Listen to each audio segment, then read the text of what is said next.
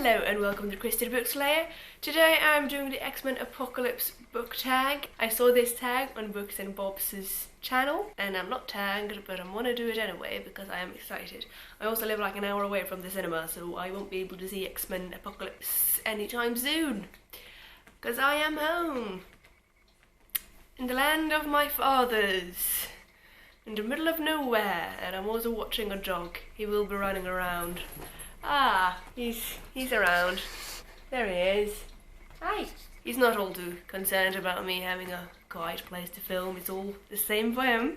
Without any further ado, let's start with the X-Men Apocalypse book tag. Mystique, a female character that's strong and flawed. I chose Arcady the San from The Immortal Prince, written by Jennifer Fallon. That is part of the Tide Lord series. It's really, really good. I just read it. She is strong. She's an academic, and she's a historian. She lives in a society where women are supposed to do nothing but, you know, please their husbands. And she does none of that shit. She got married, and she decided that she refused to do nothing. Also, one of the main protagonists in the book, she's just incredibly strong and just an amazing character.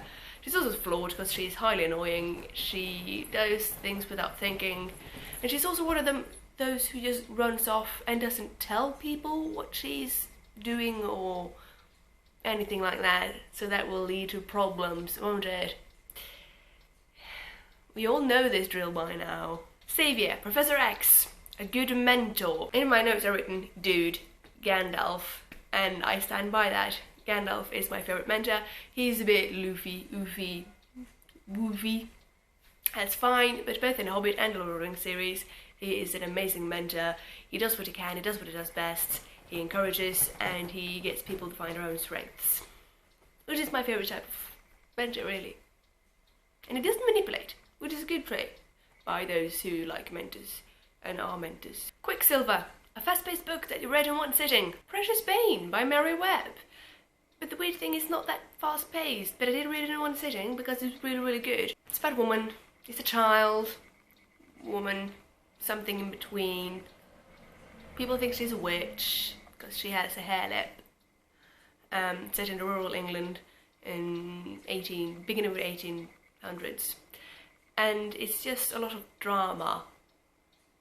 It's not fast-paced per se, but you read it like that. And it's one of the best books I've read in a year, at least. It's amazing. Talk more about it in another video. Beast, a book you were intimidated by before reading it. I know this one. A Name of the Wind by Patrick Rothfuss. Morgan tried to get me to read this book for ages before I finally read it, because I saw it in a bookshelf and it was big, and I was like, but am I in the mood for big books right now? No, I'm not. So I just kept putting it off and off and off. And I think that's the most stupid thing I've ever done. Because I read it and I loved it. And it was amazing. And I just can't get enough of Best. Team Best. Oh yeah, Team Best. Nightcrawler. Your favourite character is the creature of the night. Also, incidentally, my favourite X-Men. This for me is a no-brainer. It's Dracula. He's a vampire. That is a creature of the night. Am I right? I love Dracula. We all know this. I love the book. I hate the character because, you know, he's not very nice. But he's a good character. If you still don't know who Dracula is, it's from the novel Dracula by Bram Stoker. It's good. It's good. Havok, an underrated character that's powerful and deserves more attention. Best. Team Best. From The Name of the Wind and The Wise Man's Fear by Patrick Rothfuss in the Kingkiller Chronicles series. To be fair, he's not in the books very often. He's barely there. But you can see that he's powerful, and he does deserve a lot more love and attention, because I love him. Which is a feat, you know, seeing as he's not really there very often. He's a very minor character. But I believe in the next book we'll see a lot more of him. And my theories about him being strong and powerful will be right. So this is an answer sort of with its limitations, and I'm just asking you to trust me on this one. Cyclops, a character who struggles to control their power. Rochelle from Medallion The Child Demon Trilogy by Jennifer Fallon. I'm reading it now, so I'm not actually sure. This is a guess, an educated guess. I read a lot of books and I can see it coming, but I think she's extremely powerful, and I also think that seeing as she doesn't know about it, no one does, she won't be able to control it very well. Jean Grey, character who had a traumatic incident in the past. All great heroes seems to have a great traumatic incident happen to them in the past. The worst one that I can think of right now is Kvothe from The Name of the Wind and The Wise Man's Fear. The Kingkiller Chronicles. Why don't I just say The Kingkiller Chronicles? I'm not gonna say what happened, but it's traumatic. Like, traumatic. The Four Horsemen, 4 villains to create your ultimate villain squad. I don't want to have a villain squad, I want to have a hero squad. But alright, let's go. I would choose Sauron as the leader. He will still have the ring, of course, and he will be powerful as bleep. He can control a lot of shit. I would have Umbridge, because you need someone who's good signing off papers and just being alright, not nice lady. I've chosen Halifax from the Kingkiller Chronicles. Someone we don't know much about at all, but he seems to be a really bad guy. And also Jennings, I haven't read that book in a week, from the Tide Lord book series. And yet we don't know much about him, but we know that he is sleazy, an opportunistic little shit who just likes to see people suffer. So that's nice. They will argue so much in that little squad. Apocalypse, a series finale you're dreading. Kingkiller Chronicle, Patrick Rothfuss, the last book. God knows when it comes.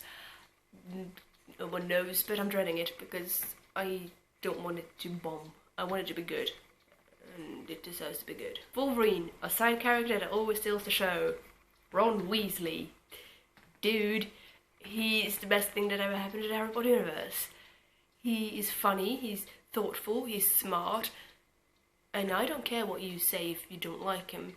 He's good, and he steals the show, because we all know that Ron is the real hero of this story. It's like Sam, just not as heroish as Sam. It's just, Ron is just funny. Ron is good, and I don't like that in the films. They made him more stupid and more of like a ball. He is good, he's smart, and he has a lot of good ideas, and he really helps out. He has his moments, but don't we all? You are an X-Man. What power from any fictional character would you have? Wolverine. Either I would be like Wolverine and I just need like these claws and these things coming out and just be like total badass. Realistically, I would just like to be like Magneto, really. But not bad. Not a fanatic. No, yeah, I think I would have like Magneto's powers. I would be able to move and shape and shift metal. Make it fly. I think that would be the easiest solution for me. Also, it would be fun to tampering with people's cheap false jewellery. Anyway, if you like this video, give me a thumbs up and please comment down below. I'll link you to Books and Bob's video, also link the original video, which I sadly don't yet know the name of. I'm sorry. It'll all be down below with questions. Because I wasn't tagged, I'm not gonna tag anyone myself, but I do encourage you to do it, because it's fun, and we all love some X-Men, don't we? And I shall see you all soon. Also, I got myself a Twitter account. I don't know how to use it, but I am. So follow me there and we'll have some right old 140 character chats. Bye. Look at the cute dog. Asterix.